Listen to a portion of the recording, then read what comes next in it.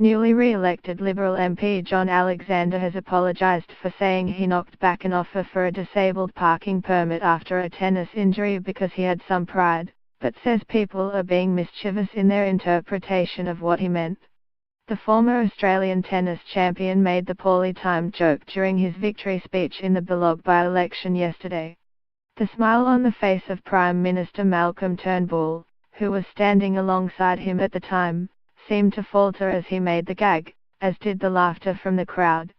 Mr. Alexander was recounting a conversation he and the Prime Minister had had with a man on the campaign trail, who had helped build a tennis centre that the now Liberal MP worked at. "When I thought my tennis career was finished, because I hurt my back, I started coaching there at one point, and then the back got better," he said.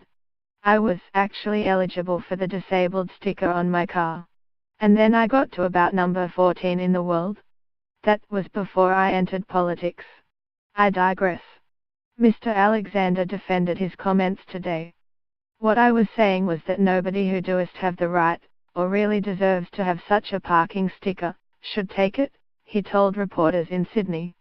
"You can be mischievous, but if anybody's been offended, I apologise. But the point was that no one should take a disability sticker who shall have it, or deserve it, or really need it." He argued that few politicians had done as much as he had in supporting and working with the disability sector.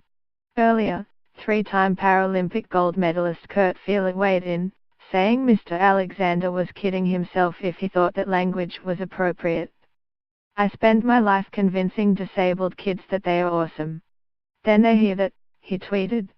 Labour's disability spokeswoman, Carol Brown, said Mr. Alexander's comments could only be interpreted as offensive to people with disability. To suggest that Australians who require a disability parking permit have anything to be ashamed of is repugnant, Senator Brown said in a statement. "It's not funny, it's stupid and offensive." Disability advocates also said they were disgusted by the joke.